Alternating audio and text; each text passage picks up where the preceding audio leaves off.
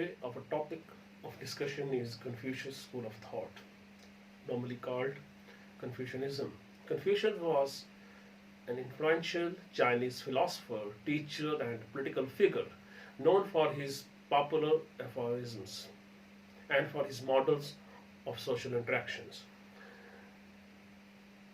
Confucianism is often characterized as a system of social and ethical philosophy rather than a religion itself. In fact, Confucianism, built on ancient religious foundation, established the social values, institutions, and transcendent ideals of traditional Chinese society. It began in 6th century in China with teaching and connections of Confucius or Confucians. In fact, he was not to start but to gather whole teachings, and he wanted to end chaos in the society by engulfing the society in one spray. Basically, he wanted to teach the people how he wanted to aspire that how society should construct itself, concentrated primarily with restoring societal stability and order. What is the basis of stable, unified, and enduring social order? A system of social and ethical philosophy. He said, only when character is cultivated and our families are regulated, only then families are regulated and states are well governed. So he connected the society from family to the state, and that he connected it to the governance.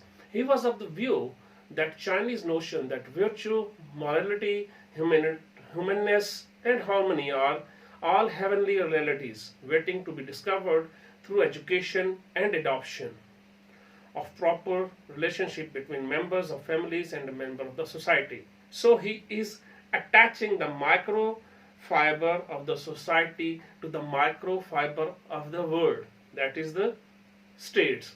In fact, in the hands of his disciples and generations of their successors, his teachings gave rise to the ethical code that assumes a state akin to that of a state religion.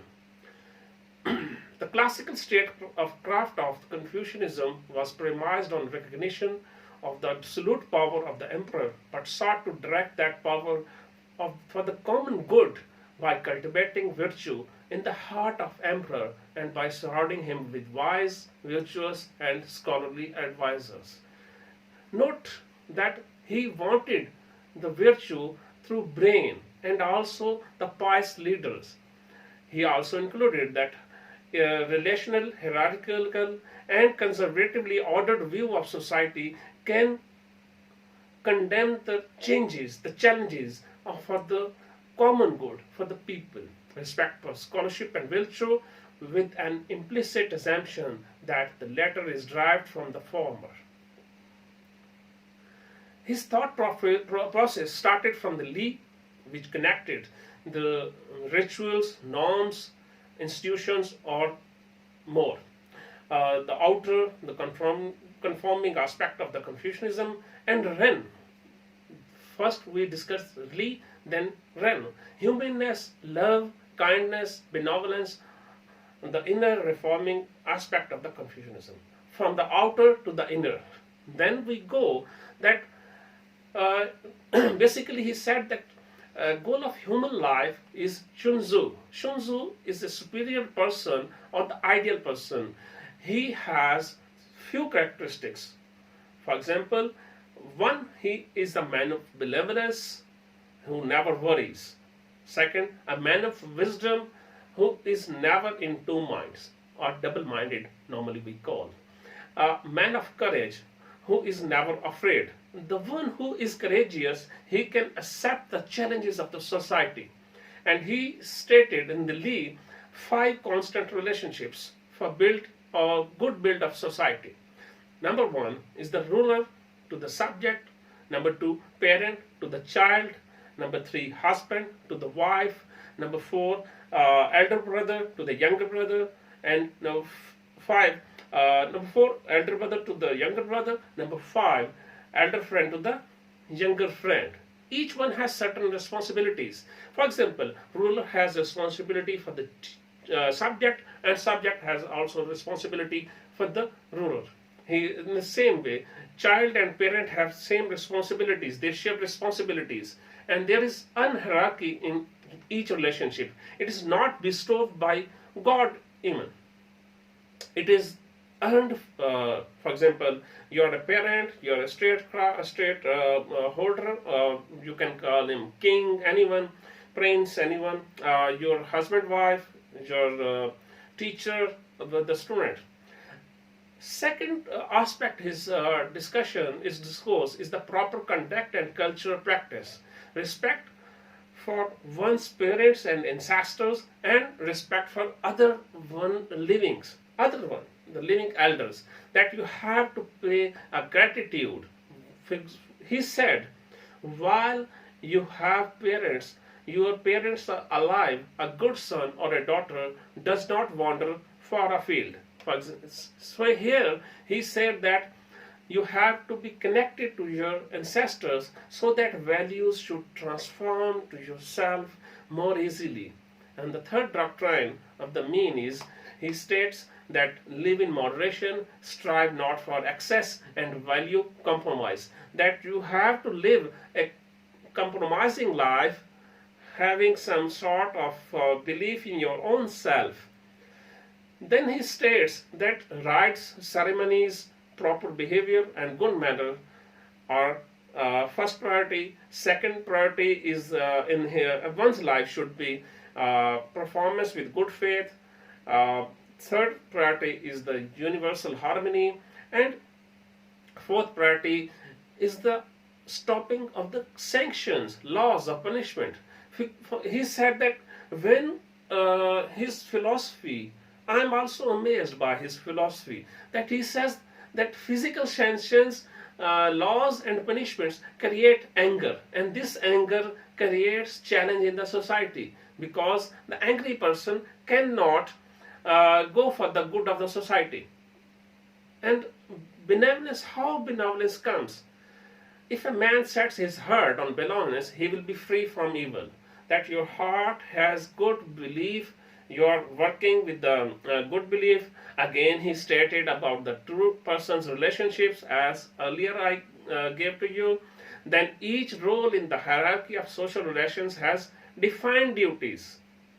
Student, teacher, family, parents, blah blah blah. You can say a lot. And reciprocity or mutual responsibility is there. And what a profound regard he gave to the peace. He said, opposing the art of the war, he stated about the art of peace. Society should not be pushed for war. It is very much near to our hearts that we don't want to fight. We don't want to create evil in the society.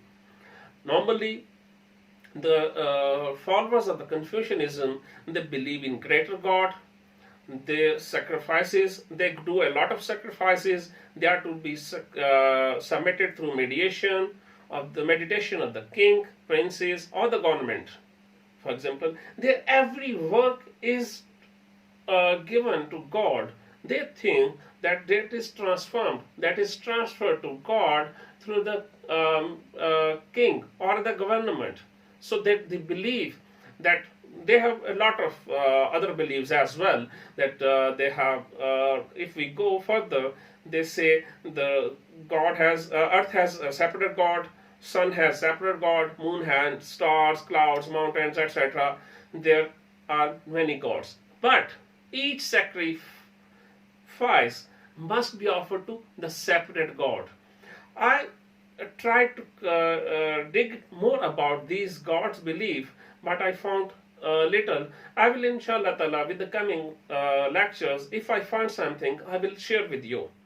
Going further, he states that moral value are the obedience to parents, obedience to older brothers and the rulers, and sincerity to friends, refusal to cause harm to others, even in words, identical harmonies in words and deeds. Rejection of hypocrisy is there. care of common interest. Basically, Confucius wanted to create a society that is linked with the heart, that is not linked with the force, that rejects even harming with deeds, even harming with words, loud words, or abusing someone as well. So it creates a lot of philosophies, and it also interlinks other philosophies, how Islam, Christianity, Judaism, Hinduism, Buddhism, or Sikhism relate to them. But here, why we are talking about Confucianism or here, that it is thought as a religion, is it taken as a religion or not? Technically, it has been treated as a religion because it purposes basically it gave the purpose of the understanding its relationship to politics, because it has capacity to exercise the social power, which is also comparable to the religion as well. Fox defines, for example, he says that religion has a direct influence on policymakers. Religion has an indirect influence on the policymakers because of the expectations of the constituents, and also expectations generated by the political and cultural mediums. Religion is also a tool of legitimization of governments and those as well who impose them. So what then? It is a tool. Normally, many European philosophers, they believe that it is a tool of manipulation by political elites, a subject of study by the scholars of the text, ethics, and philosophy. And in generic terms, it is a traditional East Asian forums. They give it is the social Confucianism, because it relates society, it relates education, it relates scholarship, governments, a lot. Basically, political elites, they are obviously, because they want power, and power is attained by different means, such as China and Singapore. They have been practicing Confucius School of thought. The political elite, they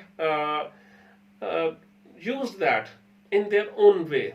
In each case, the rejection of the Confucianism was prompted by the collapse of previously useful basis of legitimization, and probably not coincidentally by the emergence of new domestic political trends. In case of Singapore, when we see the then Premier of Singapore, Lee Kuan, he articulated the basics that officially he said that public promotion of Confucianism in schools, in the media, and the social welfare, in every family and housing as a policy. Basically, he wished to include the piety by introducing the filial policy in housing.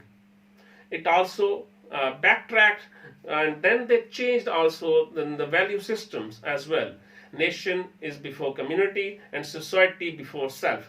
So nation comes before the community. So in the Singapore case, we see that nation is more superior to the community. Society is more superior than self. A family is the basic unit of the society. Community support and consensus is there.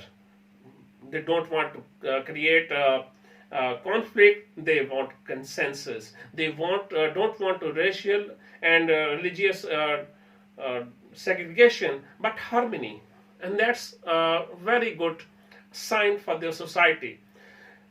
In 1989, starting from 1980s till 1989,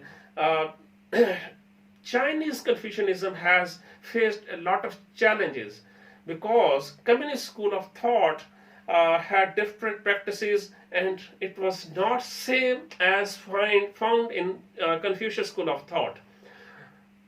If we see the Chinese Confucianism, it has new values installed. For example, imposed strict self-discipline, keep honest and clean in performing public duties, always maintain modest, prudent and industrious style of work, and work hard, selflessly, day and night for the country and the people. Now they have installed and they have imposed it. But originally, Confucius didn't want to impose anything. He wanted to install within the hearts. Basically, it is difficult to measure that how elite has responded in China and Singapore, but there are a lot of things. And to conclude today's debate, today's discussion, I would like to say, be it a religion, be it a political philosophy, be it a social philosophy, there is a dire effect on humanity through Confucius school of thought. If anyone finds it, it doesn't mean that he should practice it as a religion, but it has effects starting from family to the community, then friends, starting from nation, community, friends, and family. NCFF. That if we have to create a great nation, we have to create a good community. Then we have to create a greater level of friendships, and also the greatest level of the family. The family which is more connected to its values, the family who respects elders, the family which respects the people. So again, coming to the Fox definition, that religion also serves people, and Confucius school of thought, it also wants to serve the people. I hope this discussion will have a lot of questions. If you have any question, put in comments. Inshallah, we will answer in coming episodes. Thank you. Dear audience, please like, comment, and share our videos for spreading the truth. Subscribe our channel Creative Studio. Press the bell icon for more updates. Keep in touch with us. Thank you.